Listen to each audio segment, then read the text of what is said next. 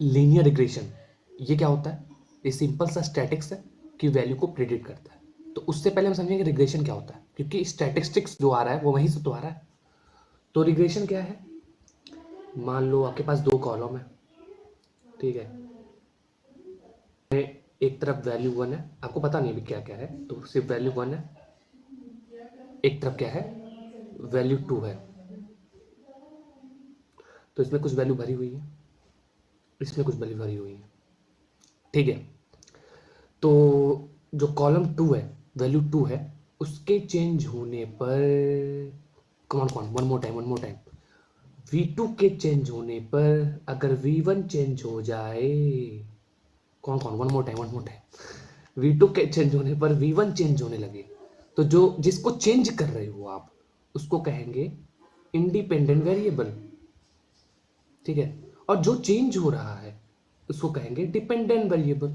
Change क्यों हो रहा है? अरे V1 V2 की वजह से ना, V1 क्यों चेंज हो रहा है?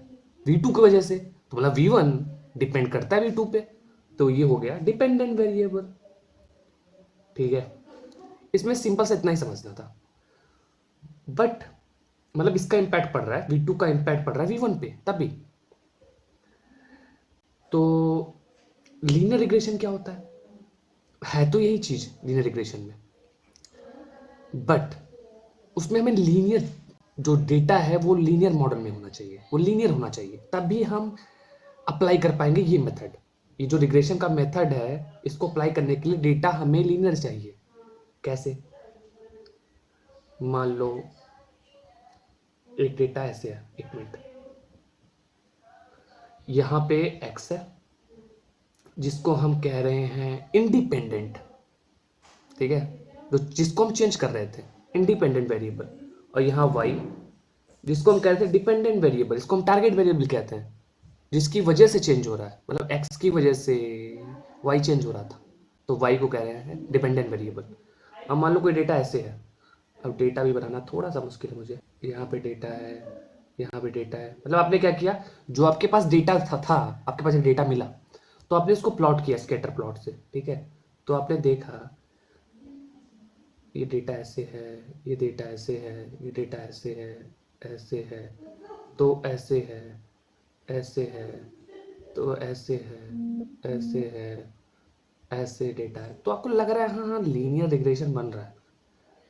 डेप्थ में आपको बाद पढ़ना पड़ेगा कि कैसे लीनियर रिग्रेशन क्या इक्वेशन होती है, बट डेटा लगता है कि हाँ लीनियर, मतलब एक के बढ़ने पे दूसरा बढ़ रहा है, ऐसा कुछ डेटा, तो आप एक लाइन खींच सकते हो यहाँ पे, तभी तो लीनियर का मतलब है। तो ये डेटा क्या है?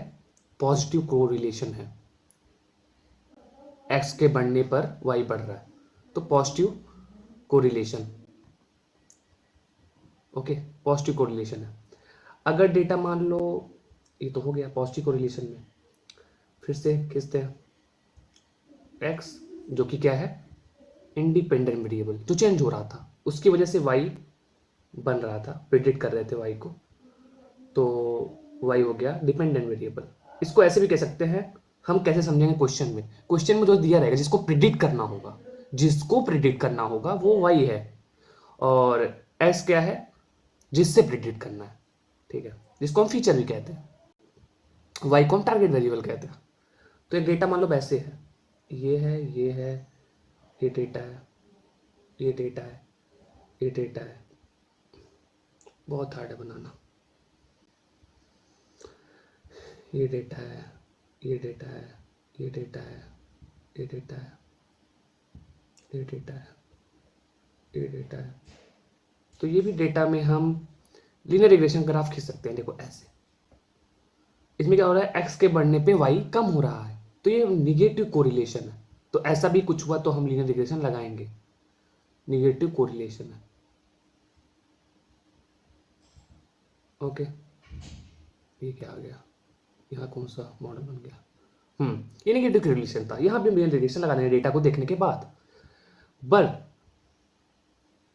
बट यहाँ पे देखो, ये x independent variable, y dependent variable, अगर डेटा ऐसे हुआ, यहाँ पे है, यहाँ पे है, यहाँ पे है, यहाँ यहाँ पे है, यहाँ पे, यहाँ पे है, यहाँ पे है, मतलब यहाँ पे कोई रिलेशन दिख रहा है आपको, ना निगेटिव कोरिलेशन ना पॉजिटिव कोरिलेशन, तो यहाँ पे हम नहीं लगाएंगे, हम ये कहेंगे नो कोरिलेशन, तो लीनियर रिग्रेशन नहीं लगाना है, कुछ और देखेंगे।